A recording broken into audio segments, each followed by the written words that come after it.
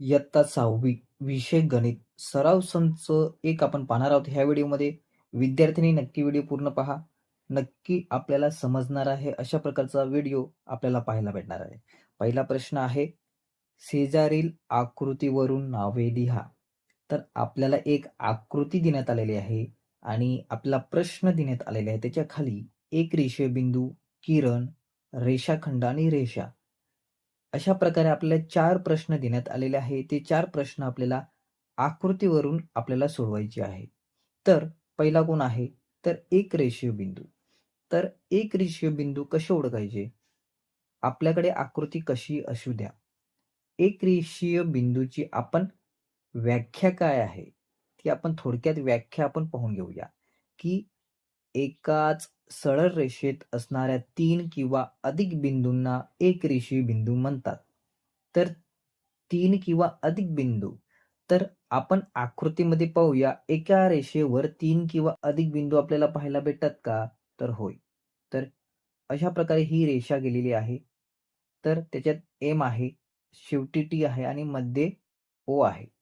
तर पहिली एक रेषीय बिंदू आपल्याला भेटलेली आहे. तर आपण लिहूया MOT. ही काय तर आपली पहिली MOT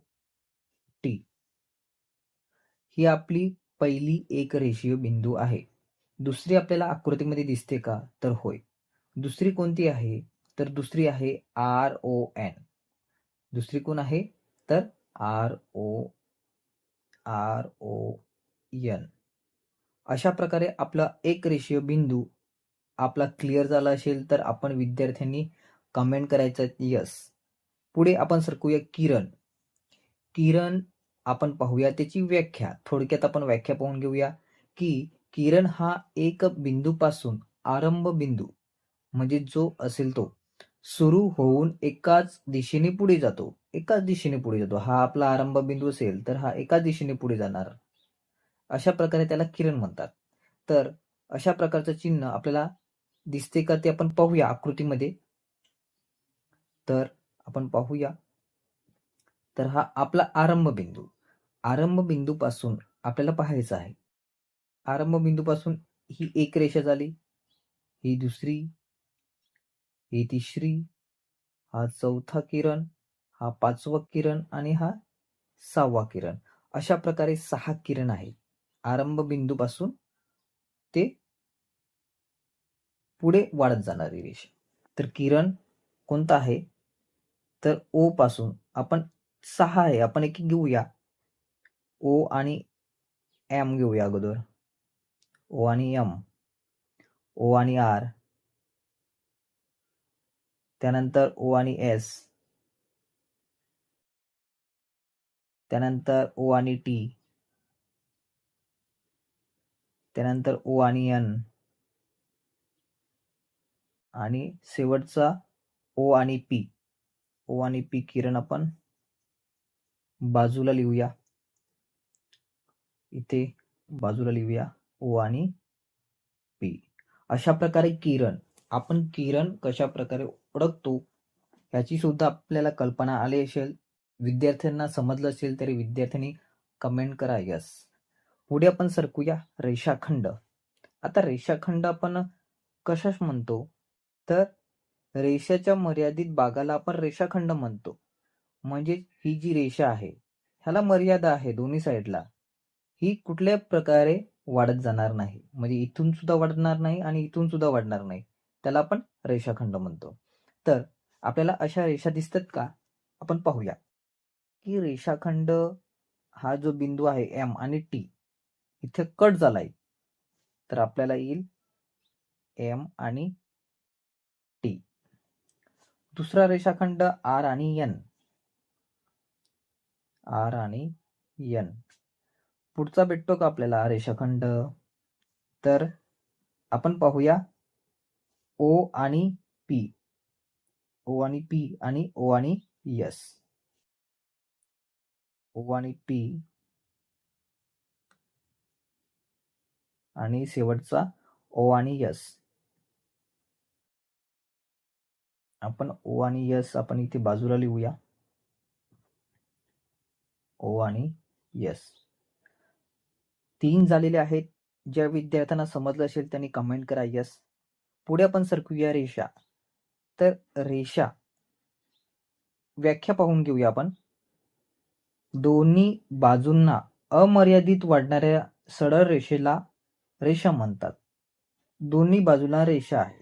दोन्ही बाजूंना वाढत जाणाऱ्या रेषा ह्याला रेषा म्हणतात. दोन्ही टोकाला बाण असते. ज्या दोन्ही टोकांना बाण असते, ज्यांना दोन्ही टोकांना बाण असते. तर रेषा आपल्याला समजल्या. तर त्या आपण पाहूया. जर दोन्ही टोकांना बाण असणारे कोण आहे, तर यम आणि टी, आर आणि एन, बस दोनच दिसत आहे. तर आपण लिहूया यम आणि टी आणि आर आणि एन. तर अशा प्रकारे आपण ज्या रेषा आहे त्या सुद्धा आपण ओळखून घेतलेल्या आहे. पहिला प्रश्न एकदम सोप्या पद्धतीने आपण समजवलेला आहे.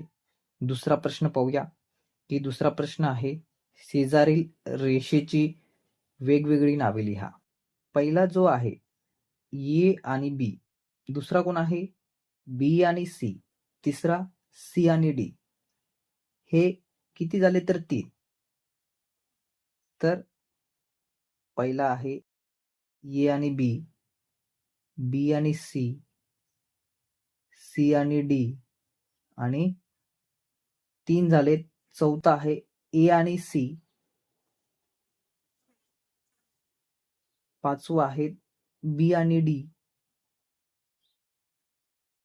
आणि एक शेवटचा 6वा तो म्हणजेच कोणता असेल तर ए आणि डी.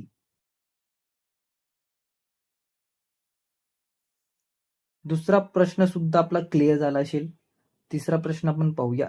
जोड्या लावा. ए गट आणि ब गट दिलेले आहेत. आता आपण ओळखूया. आपण पहिला प्रश्न सोडवलेला आहे त्याच्यावर अवलंबून आहे. ज्या रेषा दोन्ही बाजूंना वाढत जाणाऱ्या रेषा त्याला आपण काय म्हणतो, रेषा म्हणतो.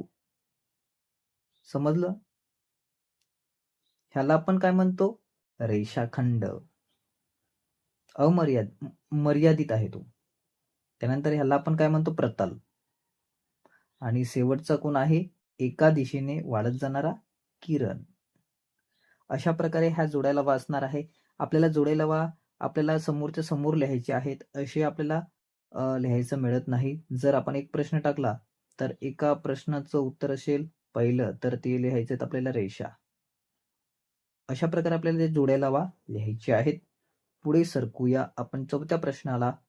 चौथा प्रश्न आहे खालील आकृतीचे निरीक्षण करा.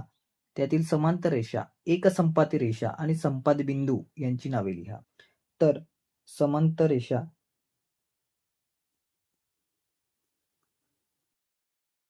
समांतर रेषा कोणत्या आहे, ही एक समांतर, ही एक समांतर आणि ही एक समांतर. कोणती, बी एम क्यू. त्यानंतर अजून 2 रेषा समांतर आहे. कोणत्या, तर ए आणि पी. ह्या 5 समांतर रेषा आहेत. त्यानंतर पुढे आपण पाहूया एक संपाती रेषा. एक संपाती रेषा घेऊया. जेव्हा 3 किंवा अधिक रेषा एकाच बिंदूत छेदतात तेव्हा त्या रेषांना एक संपाती रेषा असे म्हणतात. तर आपण पाहूया.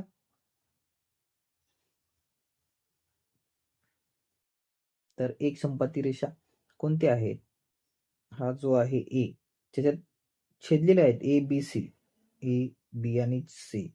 इथे सुद्धा आपण पाहूया पी आणि क्यू. तर उत्तर असणार आहेत आपलं बिंदू ए मधून जाणाऱ्या रेषा ए बी सी आणि पी आणि क्यू अशा प्रकारे असणार आहे.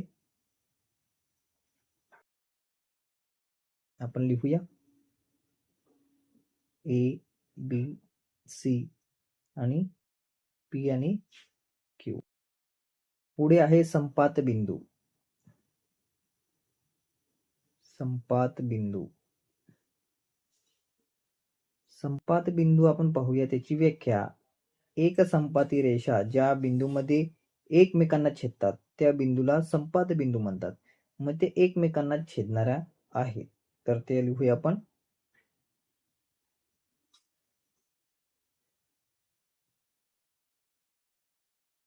आता पाहूया कोणाला छेदतात एकमेकांना.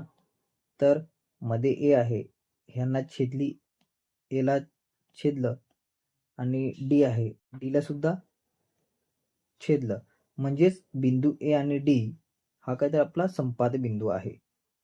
बिंदू ए आणि डी. अशा प्रकारे हा सराव संच 1 होता. नक्कीच विद्यार्थ्यांना व्हिडिओ आवडला असेल. विद्यार्थ्यांनी कमेंट करा यस, आणि आपण पुढच्या व्हिडिओमध्ये पाहणार आहोत सराव संच 2.